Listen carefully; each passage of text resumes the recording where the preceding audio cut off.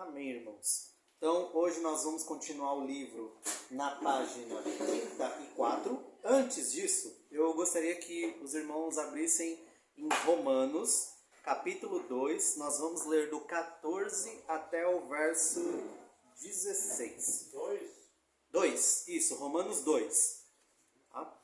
Então, recapitulando, nós estamos vendo o capítulo aqui, Conhecendo a Deus.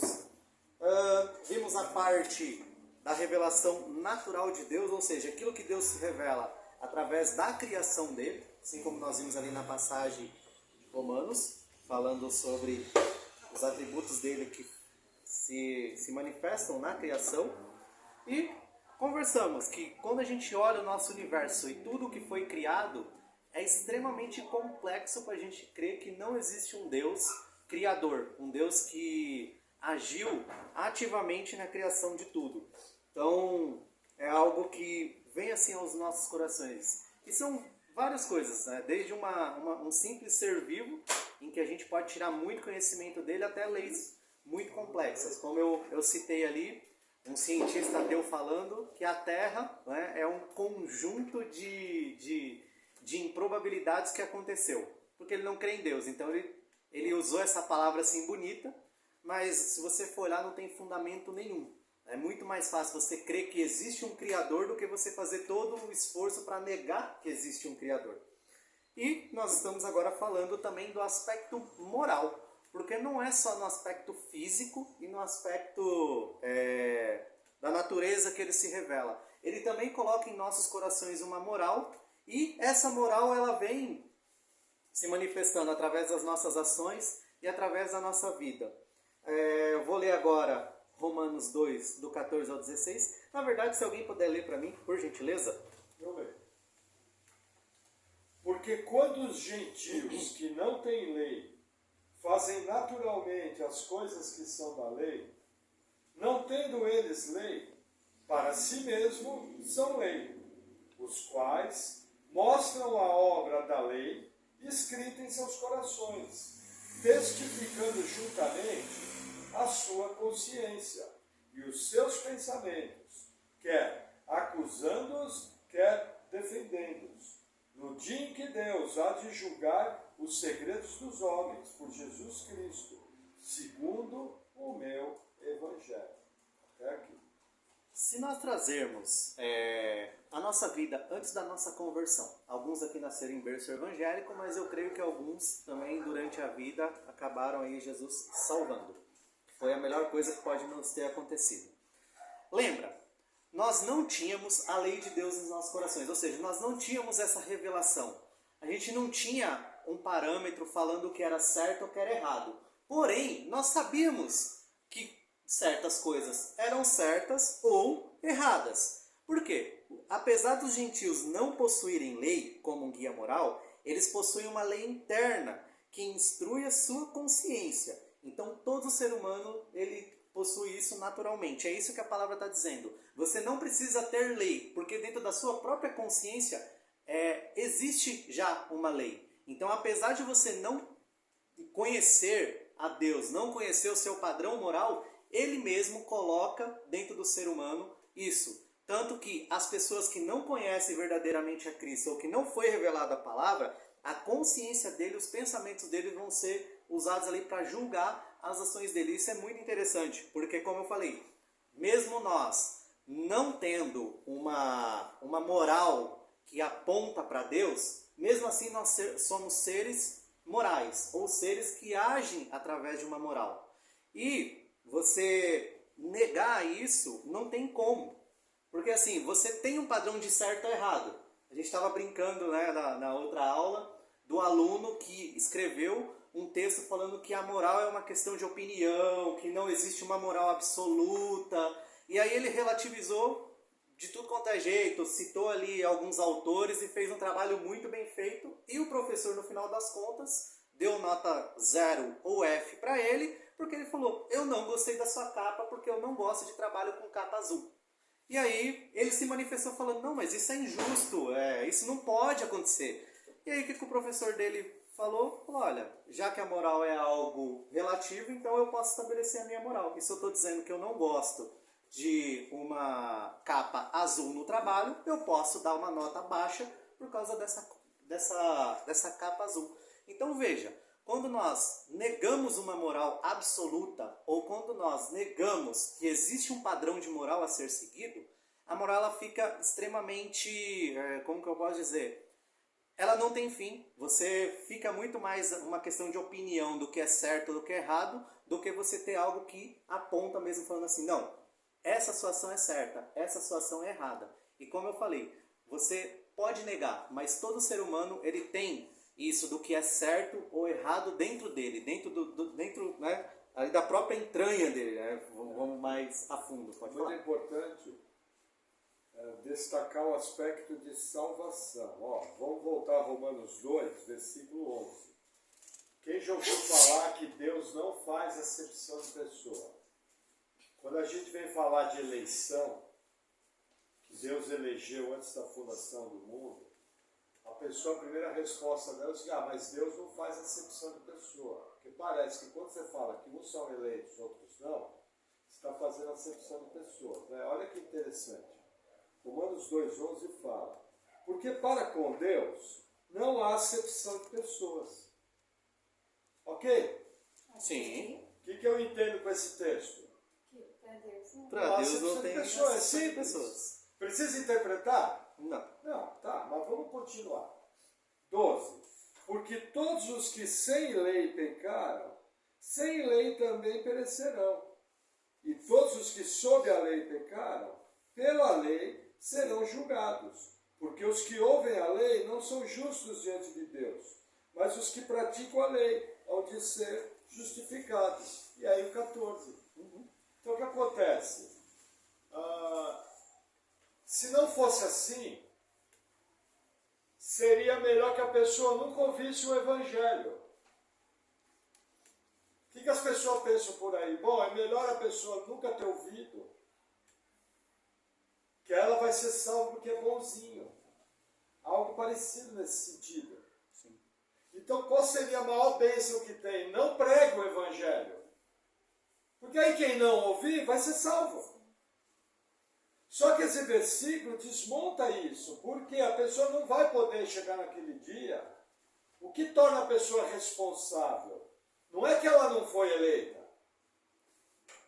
O que torna a pessoa responsável é porque ela tem a lei da consciência e conscientemente ela desobedeceu e pecou. E aquele pecado é que vai jogar ela no inferno.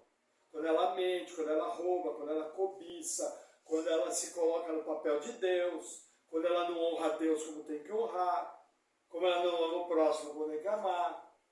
Entenderam essa questão? Essa passagem aqui é uma das passagens mais importantes de toda a Bíblia. E que a maioria dos crentes brasileiros não conhece. Eu já vi pastor de igreja grande, de 2, 3 mil membros, falando o seguinte, não, se a pessoa nunca foi evangelizada, ela vai ser salva se fez coisa boa ou não. Isso é blasfêmia. Isso é heresia absurda. E o pobre do irmão, mal treinado, não poderia estar ocupando a posição de pastor, porque o presbítero tem que ser apto para ensinar ainda mais as doutrinas principais. Não precisa ser o Zé Bíblia. Mas essa é uma questão básica. A pessoa chega no velório e fala, pastor, meu pai morreu, nunca ouviu o Evangelho. Como é que fica? Ele vai ser salvo? Você vai chegar e falar, olha, se ele creu em Cristo, ele vai ser salvo. Se não, ele vai ser condenado. Mas como você nunca ouviu? Não, mas veja, a Bíblia fala que Deus, quando ele nasceu, colocou a lei no coração dele. E todas as vezes que ele teve que pecar, ele sabia que estava errado. Isso o torna responsável. Deus não é um carrasco. Não sei se vocês estão entendendo. Isso aqui já é um pouquinho de teologia, um pouquinho mais profunda. Mas é importante entender isso. Por causa dos nossos entes queridos. Senão a grande bênção seria nunca ouvir o Evangelho. Aí Jesus estaria maluco. Quando ele mandava pegar o Evangelho de toda criatura. Porque as pessoas acham que elas vão para o inferno porque não creram. Sim, mas não é esse o principal motivo. O principal motivo que elas vão para o inferno, porque elas pecaram e não tem o sangue de Jesus para cobrir seu pecado. Fala, João. Que a gente peca, a gente já fica conscientizado, qualquer coisinha, né? Eu tenho que ir falar com a pessoa, que a gente sabe pegado, né? Sim. Porque assim, você falou, né? Até pegar pegar uma bala, um pacote para uma mais, a gente sabe que não está errando, né? Então a gente não tem jeito de pecar, né? Tem que confessar. Eu vou ler agora a página 34 do livro. Está lá no quarto parágrafo. Primeiro, segundo, terceiro, quarto. Outra verdade. Eu vou ler aqui um trecho. Isso, página 34. Outra verdade é que há uma lei moral gravada em nossos corações. Aí a referência que nós demos ali. Romanos 2, 14 e 15. Todo ser humano, mesmo que involuntariamente, sabe que existe um padrão moral absoluto regendo as relações interpessoais. Em diversas discussões, por exemplo, vemos pessoas debatendo o que é justo ou injusto, certo ou errado. Entretanto, nessas ocasiões só podemos participar coerentemente de tais debates sob este padrão, a lei moral de Deus.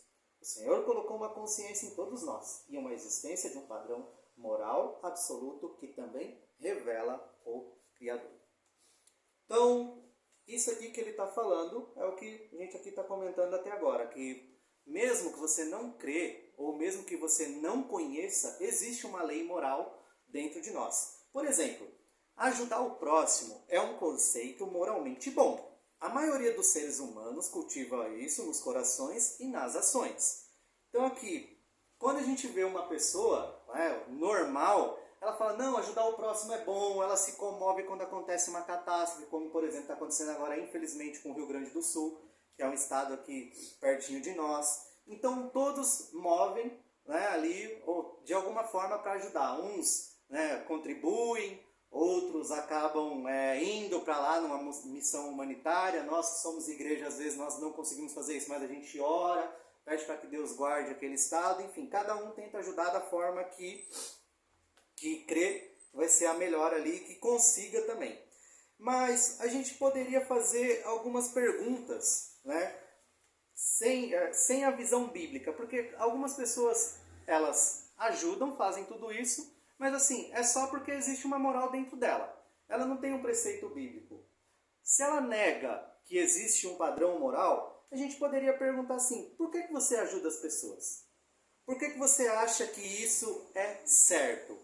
Essa ajuda deveria ser financeira, emocionalmente, fisicamente, espiritual. Então você começa a levar alguns questionamentos que a própria pessoa não vai conseguir chegar. Por quê? Porque se ela não tem, por exemplo, a lei de Deus ali gravada no coração, se ela não crê nisso, ela não tem como responder também. Agora nós que somos cristãos, a gente fala, não, por que a gente ajuda o próximo? Porque nós temos que amar o próximo, nós nos comovemos, por exemplo, com essa questão de quem está passando alguma dificuldade. Se nós temos ali algo que está em sobra e nós vemos um irmão nosso ou um próximo que está precisando daquilo, a palavra de Deus nos orienta a gente fornecer, nós não sermos mesquinhos do que nós temos. Então, essa lei dentro de nós e esse padrão moral, ele é muito mais fácil nós explicarmos. Por quê? Porque a Bíblia, ela rege tudo isso. Agora, quando você não tem a Bíblia regendo, fica muito difícil, porque você fala assim, tá, então, por que é certo você ajudar as pessoas? Eu posso olhar aqui e falar assim, olha, eu ajudei uma pessoa, como? Eu tirei ela da maca. Eu fui até um hospital, eu entrei dentro de uma sala de UTI e eu dei uma porrada numa pessoa debilitada tão forte que ela caiu da maca. Isso é moralmente, vamos dizer assim, isso é moralmente certo? Se uma pessoa normal olhar e falar, não, isso não é certo. Você, sei lá, agrediu uma pessoa que estava numa situação difícil, né? Agredir é errado, ainda mais numa situação dessa. Ah, mas se eu não tenho um padrão moral, então eu posso dizer que é relativo também. Eu acho que não é, e por eu achar que não é, então não é. Você entende que você relativizar padrões morais não faz sentido nem biblicamente, como também socialmente falando. Pode falar. Isso aí que você está falando é muito bom, professor, pelo seguinte, na Europa existem países querendo aprovar leis sobre, deixa eu escolher a palavra, sobre quando a pessoa está doente no hospital, desligar o aparelho. Isso é a consequência de não ter a lei de Deus. Porque quando você tem a lei de Deus, você entende que quem é o autor da vida, quem a pode retirar é Deus. Isso é verdade. Olha que interessante, é bem isso aí que você falou. Pode Sim. continuar. Então, quando nós não temos uma lei moral que nos rege, como eu falei, simplesmente tudo fica à mercê de opinião. E é bem interessante porque o livro que eu estou aqui usando como base, ele fala de algumas premissas, né? Primeiro, toda a lei ela precisa ter um autor. Porque se você não tem um autor na lei, quem você está espelhando? Ou de onde você está tirando esse padrão moral?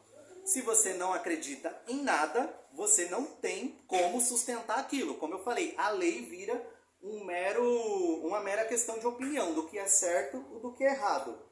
Então, se existe uma lei, ela precisa necessariamente de um criador. O que a gente vê, por exemplo, as pessoas quando negam a existência de Deus é porque, por exemplo, nós temos o Deus, que é o Deus da Bíblia, que é o Deus que se revelou a nós. E com a lei também vem algumas obrigações e algumas coisas que Deus cobra da nossa parte. Como nós cremos em Deus, nós estamos debaixo dessa lei, que tanto nos traz alguns benefícios, mas também nos traz obrigações. O que geralmente as pessoas hoje fogem um pouquinho é dessa questão de obrigação. Porque se eu não tenho um Deus, se eu não tenho uma lei moral e se eu não tenho uma condenação sobre as minhas ações, logo eu não tenho culpa nenhuma. Não existe esse conceito de culpa, não existe também esse conceito de obrigações para com o que eu tenho. Então, se você vai, tanto no cristianismo como em alguma outra religião que acredita em algum tipo de Deus, mesmo que seja falso, vai ser cobrado alguma coisa da parte deles. E eles vão ter tanto essas obrigações como, eles enganam as pessoas falando também que tem algum certo benefício. Mas a gente sabe que, na verdade, não tem. Então, necessariamente, se existe uma lei, precisa ter um criador para ele ser usado como parâmetro e como uma régua, que diz assim, não, de acordo com o criador da minha lei, que é Deus, eu preciso ter esse padrão. Esse é o padrão dele. Então, como nós temos um Deus que é santo, santo, santo, a lei dele nos conduz à santidade. Pode falar. É que nessa parte assim, filosófica da moral, a gente tem os problemas meio que óbvios, né? Por exemplo, o que te faz pensar que colocar o interesse da outra pessoa é mais importante do que colocar o teu interesse? Sim. Se a gente tem um padrão moral relativo, tudo aquilo que eu gosto e que me apetece e está de acordo com aquilo que me satisfaz é bom. Sim. Mas a gente tem psicopata que se satisfaz com coisas terríveis. A gente tem, de forma geral, nós somos egoístas. Nós sempre queremos colocar o nosso interesse em primeiro lugar. Sim. Não existe nada racional sem o padrão moral de Deus que nos leve a pensar no outro antes da gente. Que é uma coisa que a lei de Deus exige. Sim. Só o fato de eu ter que ser tirado de mim mesmo, ali da minha existência, e olhar como um todo, mostra que nós somos muito pequenos perto do todo. A lei de Deus ela é muito maior, né? E a gente é a única lei que, se a gente for para ver, que te tira de si mesmo, que ela vai tirar você da sua casa e falar, você não é importante, não é tão importante, porque você precisa abrir mão para o bem dos outros, porque racionalmente falando não tem sentido nenhum eu deixar de me beneficiar naturalmente, biologicamente falando. Se não estivesse na selva, não faria sentido nenhum eu deixar de comer, por exemplo, para ajudar outra pessoa. Sim. Ou compartilhar, porque se só eu existo, só a minha lei é importante, mas a lei de Deus é uma coisa totalmente avessa à nossa própria natureza, né? Ela é uma coisa que contrasta muito com o próprio egoísmo que a gente vê hoje em dia. Então eu acho bem interessante como que a Bíblia revela algo que é totalmente antagônico com o padrão social que a gente está vivendo hoje em dia. As pessoas não reconhecem, mas elas são extremamente egoístas. Aí onde eu ia chegar, agora que é o segundo ponto. Então toda lei ela precisa de um criador e toda lei também ela é inegável. Então você pode negar o quanto for, você vai ter um padrão moral dentro do seu coração. Vou fazer aqui um exercíciozinho de C.S. Lewis, né? Ele escreveu num livro dele. Pense em um país onde as pessoas fossem admiradas por fugirem da batalha, ou de um homem que se sentisse orgulhoso por trair todas as pessoas que tivessem sido bondosas para com ele. Então você Imagina, né, fazendo esse exercíciozinho. Não tem como negar. Vai chegar uma hora que você vai falar assim, não, isso é errado, não, isso é certo. Tá, mas só de você falar que isso é errado ou isso é certo, significa que você também tem uma moral e você também tem um padrão. E que esse padrão, ele não é relativo para você. Porque se você está dizendo, falar assim, não, eu estou sendo injustiçado por causa disso, ou então isso está errado, significa que o seu padrão está apontando para algum lugar. E você não pode negar simplesmente que ele existe só por uma questão de opinião sua. Porque vai chegar uma hora que a sua opinião vai se contradizer. Vai falar, não, isso que você está fazendo comigo é injustiça. Não, essa nota F, porque a capa do meu trabalho é azul, não é justa. Eu peguei minha tese e aprofundei ela tão bem, eu escrevi tão bem. Então você vê, mesmo que uma pessoa tente negá-la, a lei ela é inegável. E aí vem uma outra coisa que já que a lei é inegável, também existe uma outra coisa que se manifesta dentro dos nossos corações e dentro também de nós externamente. Sabemos que pela lei sempre existe uma reação. Você imagina que nós aqui somos um júri. E aí tem um indivíduo que, sei lá, cometeu um genocídio. Por maldade, pura maldade. Ele não tem o que explicar. Um indivíduo maligno. E aí eu sou o juiz aqui e tal. Eu falo, olha, esse indivíduo, ele realmente errou. Ele realmente fez tudo isso. Mas é o seguinte, eu sou um juiz bom. Como eu sou um juiz bom, ele está absolvido. Eu te garanto que a maioria de nós aqui ia olhar e falar assim, que juiz injusto. Muitos iam se manifestar, muitos depois iam falar. Então, através também das nossas reações, nós também exprimimos esse padrão moral. A gente fica indignado, quando a gente até brinca, né? Eu ligo no jornal e eu começo a ficar meio com raiva. É tanta coisa ruim que acontece, é tanta gente fazendo coisa ruim, principalmente quando nós vemos, por exemplo, fazendo contra um inocente, contra uma criança, contra uma pessoa que está debilitada, a gente reage, a gente não consegue, sabe, ficar assim, olha, realmente fez essa maldade com criança, né? Nós não conseguimos, às vezes a gente expressa, alguns expressam mais, outros expressam menos, mas o sentido sempre alguém acaba expressando de alguma forma esse aspecto da lei. Então, através das nossas reações, querendo ou não, nós também estamos aí falando que existe sim um padrão moral, e quando esse padrão moral vai de encontro ou vai contra aquilo que nós entendemos o que é certo ou errado, nós expressamos isso de alguma forma. Tá? A lei, ela também é base dos direitos humanos. Então aqui também vai uma bem interessante. Existem pessoas que falam sobre Jesus Cristo. É muito difícil você negar a existência de Jesus Cristo, assim, Jesus Cristo, o homem histórico. Então, primeiro, se você não crê em Cristo como Deus, no mínimo você vai ter que acreditar nele como um homem. Então você vai dizer, não, foi um homem, foi um profeta, foi uma pessoa muito importante ali para a história de Israel. E aí, quando as pessoas reconhecem apenas como homem, alguns ainda falam assim, não, ele era um cara meio... revolucionário. Não, nem isso. Ele fala assim, ele era meio maluco, ou ele poderia ser um enganador, ele era um revolucionário. Mas se você crê em Jesus Cristo apenas como isso, todo o padrão moral que nós temos, que nós entendemos como certo ou errado, a gente pode simplesmente pegar e jogar fora. Porque Jesus Cristo, querendo ou não, ele pregou muito a moral de Deus, muito a lei. E esse sistema de lei que ele prega, inclusive, perdura até hoje através das nossas leis humanas. Então ele tem princípios, por exemplo, de não roubar, de você não tirar a vida de ninguém, de você sempre prezar o bem-estar de alguma forma. Tudo isso se expressa também nos nossos direitos humanos. Então isso é bem interessante, porque apesar de nós negarmos, por exemplo, a Bíblia, e negarmos, às vezes, nós que eu falo assim, as pessoas, os seres humanos, como um todo, tentar negar a Bíblia se manifesta na vida nossa, inclusive nos direitos e nos nossos deveres, independente se a gente acredita ou não. Ela está ali. É algo que nem eu falei, você pode ficar negando, mas ela sempre vai estar ali falando assim, eu existo. E você, através das suas palavras, das suas ações, daquilo que você pensa, você só vai estar ratificando que ela existe. Na sua consciência também, ratificando é quando você confirma, é quando dá uma confirmação de que ela existe. Então não tem como você negar uma moral. Outra coisa também, o padrão moral, ele é imutável, tá? Ele é algo imutável, no sentido assim, por exemplo, matar com dolo, tá? De maneira dolosa, ou seja, de maneira intencional ou de maneira maligna, é errado. A pessoa ela pode fazer isso, mas o próprio coração dela vai apontar que aquilo ali é errado. Ela pode ser a pessoa mais radical do mundo e acreditar no maior absurdo do mundo. Mas alguma coisa sempre vai estar ali dentro do coração dela. Por quê? Porque a lei ela é imutável. Então, matar, por exemplo, de maneira intencional e por malignidade é errado aqui e errado em qualquer lugar. Independente do que acontecer. É algo que não muda. E tem esse aspecto. Pode falar. Você quer acabar o pensamento? Não, pode falar. O que acontece? Hoje nós estamos, a gente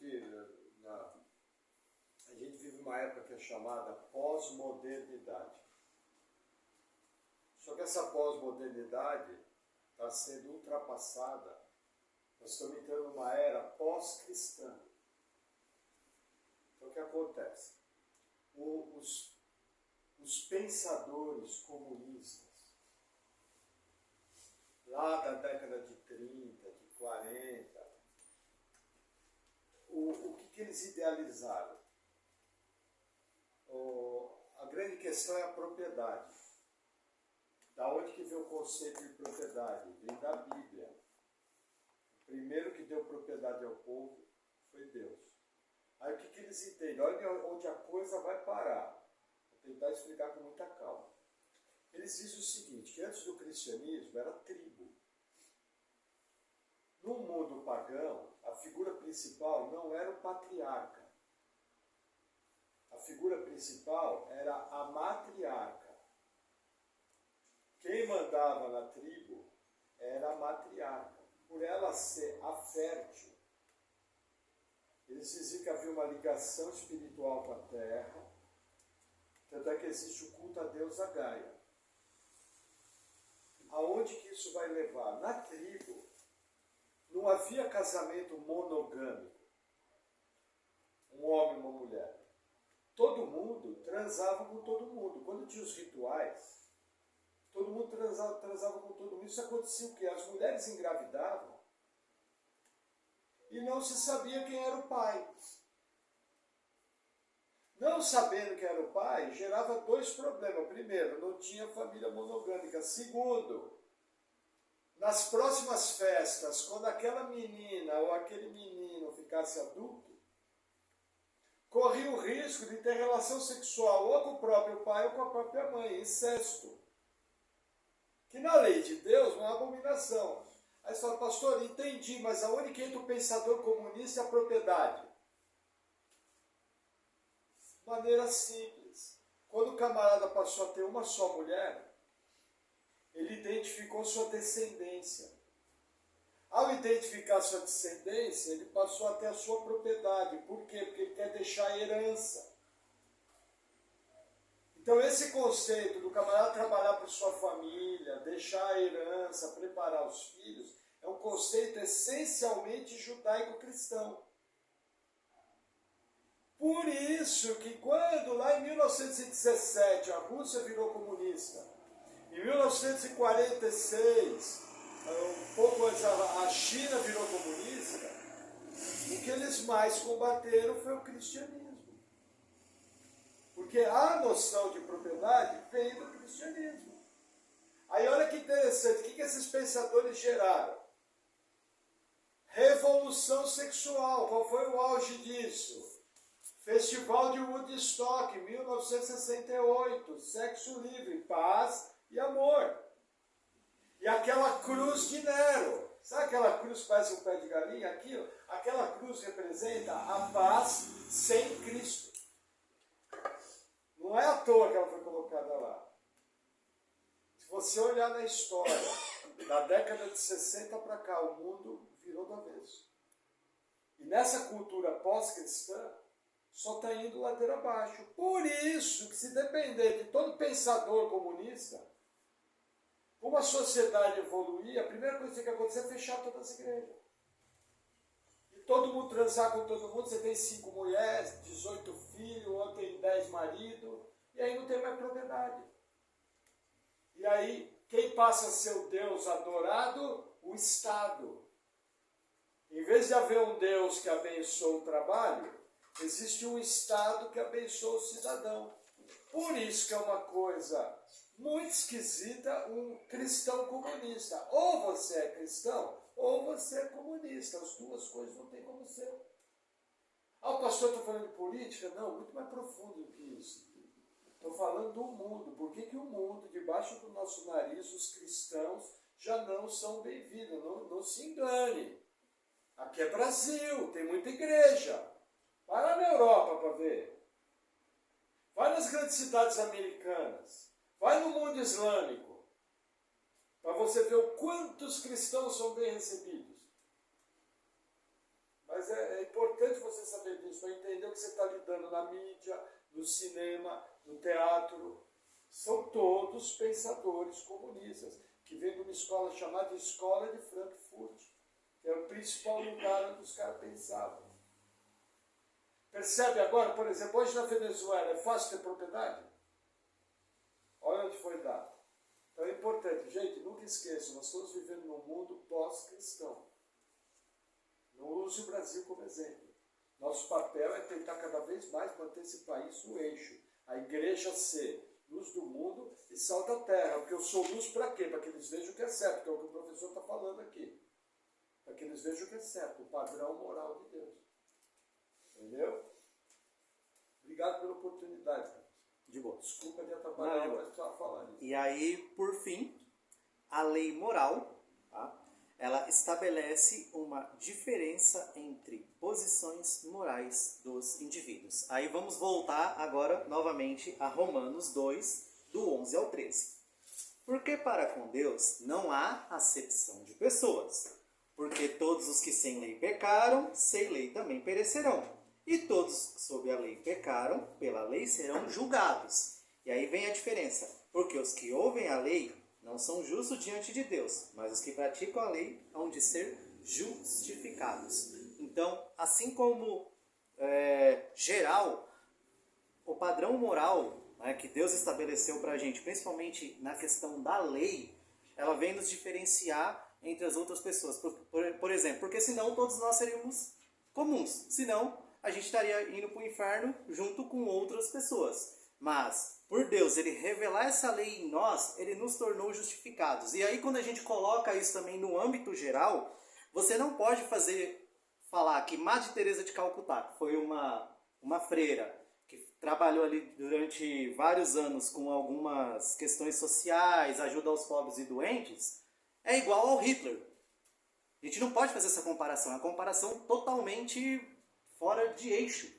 Assim como nós também, que fomos alcançados pela graça de Cristo, que nós temos a revelação da lei, a gente se diferencia das outras pessoas, né? Porém, ambas vão ser julgadas ali pela própria lei, independente se você conhecer ou não. A lei de Deus, ela se manifesta e se manifestou de várias formas, assim como o padrão moral dele também se manifesta, sendo que, independente se você conheça ou não, você vai ser julgado por isso. A diferença é que nós, que Cristo salvou desde a eternidade, nós somos justificados pelo sacrifício dele mesmo. Então esse texto aqui de Romanos 11 até o 13, ele dá esse fechamento aqui, essa diferença estabelecida entre a lei, né, aqueles que têm ali o padrão moral da lei e aqueles que não têm. Alguém pode ler, por gentileza, continuar ali, que começa do O Raciocínio, ainda no 4º parágrafo, até Frank Turek. Eu leio. Pode ler então, por favor. O raciocínio lógico é o seguinte: se Deus não existisse, padrões morais absolutos não existiriam. Mas padrões morais absolutos existem. Logo, Deus existe. Dessa mesma linha de raciocínio, afirma corretamente o livro Não Tenho Fé Suficiente para Ser Ateu, de Norman Geisler e Frank Turek. Alguém pode ler esse trecho do livro, por gentileza? Tá, eu vou então continuar. Se a lei moral não existe, então não existe diferença moral entre o comportamento de Madre Teresa e o de Hitler. Do mesmo modo, afirmações como assassinar é um mal, o racismo é errado, ou você não deve abusar de crianças, não possuem significado objetivo, são simplesmente as opiniões de alguém expostas ao lado de declarações como o gosto de chocolate é melhor que o da baunilha. De fato, sem a lei moral, termos simples carregados de valor como bom, mal, melhor e pior não teriam significado objetivo quando fossem usados no sentido moral. Mas nós sabemos que possuem significado quando dizemos, por exemplo, a sociedade está melhorando ou a sociedade está piorando. Estamos comparando a sociedade a algum padrão moral que está além de nós mesmos. Esse padrão é a lei moral que está escrita em nosso coração. Então, o livro vem dar fechamento àquilo que nós falamos aqui. Nós não conseguimos negar a lei, que ela existe, por causa desses aspectos que a gente conversou, assim como também nós não temos como dizer que a lei é criada de maneira aleatória. Ela sempre vai apontar para um criador, ela sempre vai apontar um padrão moral ou um exemplo a ser seguido. Amém? Então, nós vamos agora para o tópico 1.2. Alguma... Pode falar, pode fazer o comentário. Eu não pergunto sem comentar. Existe até um argumento antropológico, né, que a gente fala, que é do estudo das sociedades como um todo.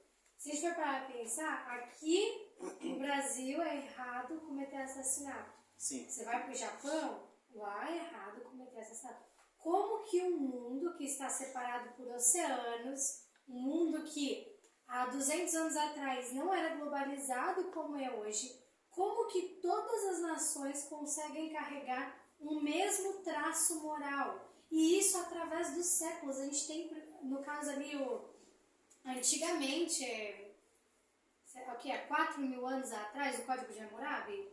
Sim. Que é aquele código que prevê punições para crimes, para os mais diversos crimes. Só 4.000 anos atrás, o roubo era punido, o assassinato era punido. Sim. Você tem desde a antiguidade... Não tinha nem Bíblia escrita. E desde a antiguidade o mesmo padrão se repete. Roubar é errado, matar é errado, mentir é errado. A gente carrega 4.000 anos de história escrita, com os mesmos códigos civis, de forma geral, e o mundo é totalmente dividido por mares. Quem foi que deu o mesmo padrão para todo mundo? Se a gente é ateu, né, no caso, e nega a existência de Deus, a gente não consegue negar a existência pelo menos de um bem maior, né? Porque mesmo que você fala, não existe Deus, como que todo mundo está falando a mesma coisa? Todo mundo tirou da onde esse padrão, né? Então existe essa análise social também. Sempre que vocês ouvirem a palavra antropológico, tem em espanhol? Antropológico o que é? É tudo que é ligado ao homem, à existência humana, aos estudos do homem, entendeu? Então também tem em espanhol. Pode falar, desculpa. Também significa isso. Também não. Quando uma pessoa fala que não existe uma verdade absoluta, gente, isso provavelmente é um dos maiores absurdos que você vai ouvir na vida. Porque ela mesma... Tem certeza? Não, tem certeza? Cara, se tipo assim, eu der um tapa no seu rosto agora, você vai achar certo? Não, vou achar errado. Então você tem um padrão. Então a verdade pra você não é absoluta. Não é relativa, é absoluta. Tipo, não existe verdade absoluta, você está criando um absoluto. Você está criando um negócio absoluto. Então assim, pessoal, mais uma vez, a gente comentou já isso aqui. O cristianismo, ele é sim uma religião bem fundamentalista. Nós temos um fundamentos que são imutáveis, valores que não dá para negociar, não são negociáveis. E assim, não tem. Assim mesmo, as outras pessoas também vivem isso. Elas só não admitem que elas têm valores que são inegociáveis. Você vai chegar na pessoa e falar assim, nossa, mas não, se você fizer mal a um animal, meu Deus do céu, isso é a coisa mais terrível do mundo. E aí ela vai e fala o quê? Não, pode abortar uma criança porque é normal, é tranquilo. Então ela tem um padrão moral dela. O padrão moral dela só está muito errado e desviado, na verdade. Né? Porque vamos lá, matar um animal, né, de maneira dolosa é errado? É errado. Você assassinar uma criança, além de ser errado, é um crime também quase que hediondo, né? Aqui no Brasil. Então, e em outros países, infelizmente, agora está sendo relativizado para não ser. Existe essa briga. Então, assim, toda pessoa ela tem um padrão moral. Ela falar que não existe uma verdade absoluta, gente, isso é a maior mentira que ela está falando, que ela está contando. Até mesmo, como eu falei, dentro das ações dela, ela sempre vai esboçar uma reação de algo que é certo ou errado. Ela sempre vai ter um padrão também que ela vai falar que é certo ou que é errado. Alguma coisa ela vai falar. Porque é impossível a pessoa relativizar tudo. Não tem como, tá? Não tem como. Ela pode ter o padrão moral mais baixo do mundo, mas alguma coisa, alguma moral, algum senso ela ainda vai existir dentro dela. Você quer falar alguma coisa? Não, pode continuar com a pausa, né? Amém, irmãos? Alguma coisa a mais? E essa, como falou, né?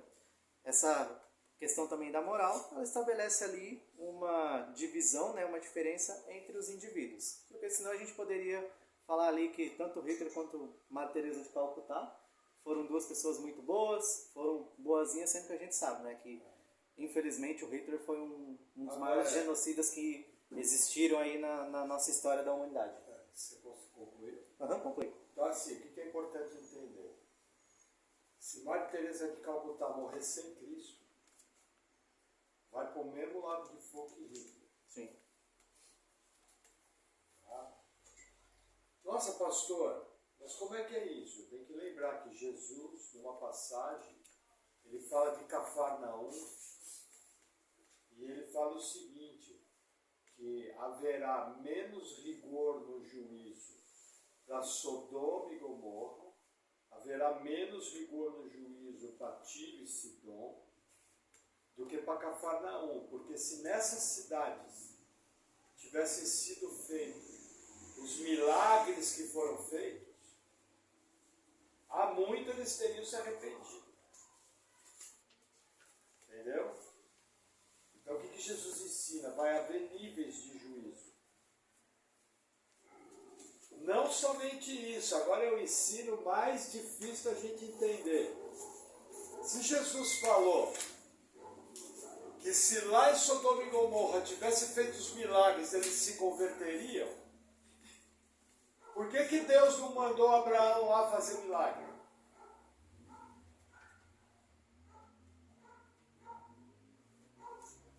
Não falaram para você que Deus quer salvar todo mundo? Tá, vou mais ainda. Se Tiro e Sidom, Jesus falou, tivesse cometido os milagres, por que Jesus, em vez de exercer o ministério em Jerusalém, que a turma negou ele, não fez seu ministério em Tiro e Sidom, que era do lado, 300 quilômetros? Por uma coisa simples, que tem a ver com o que nós falamos hoje, a lei do coração. A eleição soberana de Deus. Aí olha que interessante. Eu peguei um trecho no comentário bíblico, eu vou ler para vocês, presta atenção na leitura. Esse daqui é um irmão que ele não é nem calvinista nem arminiano. Ele é bíblico. Mas o pensamento dele, você olha, por ser bíblico, é um pensamento muito... Eu sou esse tipo aqui de calvinista. Mas olha o que ele vai falar. Presta atenção como é coerente e como são mistérios que cabem somente a Deus, que a mente humana não pode alcançar. É a mente insondável de Deus. Então olha que interessante. A doutrina da eleição divina levanta sérios problemas na mente humana. Por isso, deve-se considerar mais detalhadamente o que a Bíblia ensina e o que a Bíblia não ensina. Em primeiro lugar, as Escrituras ensinam que Deus escolhe pessoas para a salvação, 2 Tessalonicenses 2,13. A Bíblia se refere aos crentes como eleitos, segundo a presciência de Deus, 1 Pedro 1,2. ensina que as pessoas podem saber se são eleitas ou não pela sua resposta ao Evangelho. E os que ouvem o Evangelho e creem são eleitos. 1 Tessalonicenses 1, 4 e 7. Em contrapartida, a Bíblia nunca ensina que Deus escolhe pessoas para a perdição. O fato de Deus escolher alguns para serem salvos não implica que ele condena arbitrariamente todas as outras pessoas. Deus nunca condena quem merece ser salvo. Deus nunca condena quem merece ser salvo. Aí ele pergunta, mas há alguém que mereça ser salvo? Todos pecaram. Aí ele continua, antes, ele salva alguns que deviam ser condenados. Quando Paulo descreve os eleitos, ele os chama de vasos de misericórdia que para a glória preparou de antemão. Porém, quando se volta para os perdidos, diz somente vasos de ira, preparados para a perdição. Deus prepara vasos de misericórdia para a glória, porém não prepara o homem para a destruição. Eles é que fazem isso por conta da sua própria descrença, diz respeito à lei. É isso aqui que ele está falando. Aí ele continua. A doutrina da eleição permite que Deus seja Deus. Ele é soberano, ou seja, pode fazer o que quiser. Deus, porém, nunca deseja fazer algo injusto. Se o homem fosse abandonado aos seus próprios esforços, todos estariam perdidos. Porque ele não teria o direito de mostrar a sua misericórdia para com os salvos. No entanto, há outro lado nessa questão. A mesma Bíblia que ensina a eleição soberana também fala da responsabilidade humana. Ninguém pode usar a doutrina da eleição como desculpa para não ser salvo. Deus fez um convite de salvação sincero a todas essas pessoas, em todos os lugares. João 3,16, João 3,36, Romanos 10,9. Toda e qualquer pessoa pode ser salva, arrependendo-se dos seus pecados e crendo no Senhor Jesus Cristo. Por isso, se alguém se perder, foi porque quis e não pela vontade de Deus. A verdade é que a mesma Bíblia que ensina tanto a eleição como a salvação livre para todos aqueles a quem receber, essas duas doutrinas se encontram no mesmo versículo. Olha o versículo, João 6,37. Todo aquele que o Pai me dá, esse virá a mim. E o que vem a mim, de modo nenhum lançarei fora. O que o versículo fala? Que Deus dá pessoas a Jesus. Mas ele também está falando que as pessoas vêm a Jesus. Está na mesma passagem. Eleição divina e responsabilidade humana. Está na Bíblia. E aí ele continua, olha que interessante. Toda e qualquer pessoa pode se dar. A verdade é que, continuar. A primeira parte do versículo fala da eleição soberana de Deus. A segunda parte estende o convite de misericórdia a todos. Isso representa uma dificuldade para a mente humana. Como poderá Deus escolher alguns e, no entanto, oferecer a livre salvação a todos os homens? Realmente, esse é um mistério. Porém, é um mistério somente para nós, não para Deus. A melhor maneira de proceder é aceitar as duas doutrinas, visto que a Bíblia ensina as duas. A verdade não é encontrada no meio termo entre a eleição e a livre vontade do homem, porém, em aceitar os dois pontos extremos. O que está falando aqui? Simples. Deus elegeu para a salvação, entendeu? Porém, o homem é responsável. Aquele que transgride a lei, ele tem a lei do coração. Ele não precisa ter ouvido o Evangelho. Ele vai para o inferno porque ele pecou. Mas aí é que entra a escolha soberana de Deus. Vamos supor que Deus elegeu alguém lá na Sibéria. Se ele eleger essa pessoa, ele vai fazer com que o evangelho seja pregado a ela. E ela vai ser salva. Como ele faz isso, nós não sabemos. A Bíblia não diz. A Bíblia só diz que ele faz. Ah, mas e o vizinho dele que está na Sibéria? E ouviu o evangelho e não creu. Vai ser condenado porque é pecador. E também porque não crê. Porque a Bíblia ensina que quando o evangelho é pregado, existe uma responsabilidade do homem em aceitá-lo. Cada vez que você fala de Jesus para alguém, aquela pessoa é responsável diante de Deus em crer.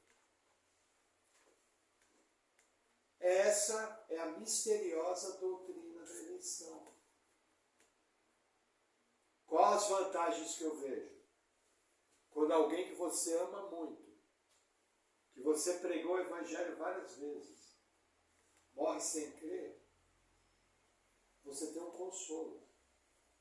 Você fala, por motivos que eu não sei, essa pessoa não se arrependeu, não creu em Jesus e não teve os seus pecados justificados.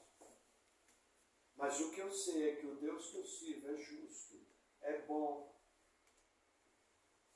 E aqueles que são seus eleitos, que são indivíduos, que vão formar a igreja, eu sei que pela bondade deles vão ser salvos. Agora, eu não consigo harmonizar as duas doutrinas.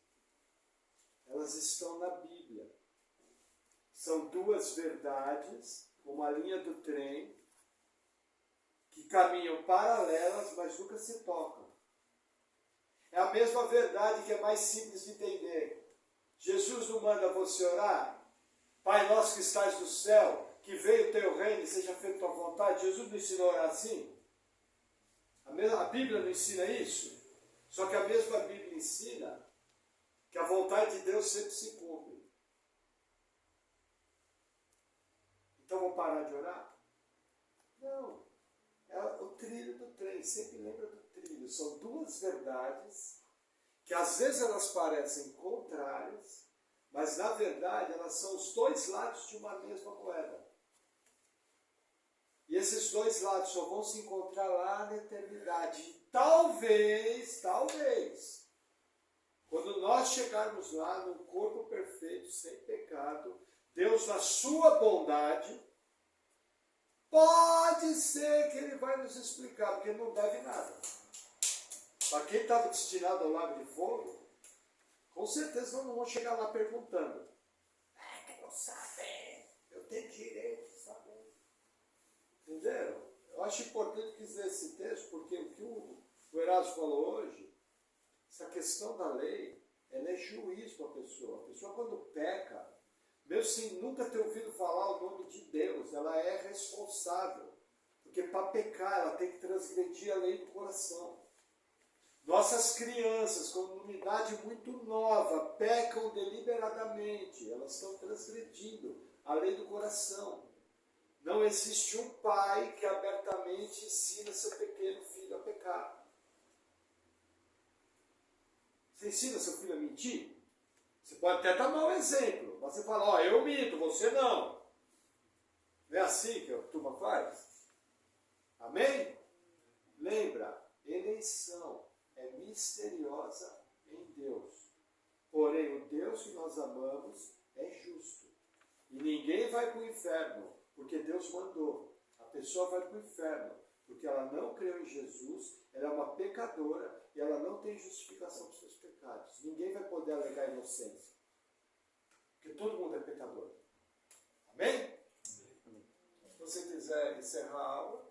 Na verdade, vou encerrar a aula. Então, aqui nós vimos essa parte da revelação geral, tanto na questão física quanto na questão mais filosófica e até mesmo que o ser humano aplica, né, aí na vida dele. E agora nós vamos ver na próxima aula ali no tópico 1.2, que é a revelação especial, que é aquilo que Deus revelou através da Bíblia e através da palavra. Amém? Pode fechar.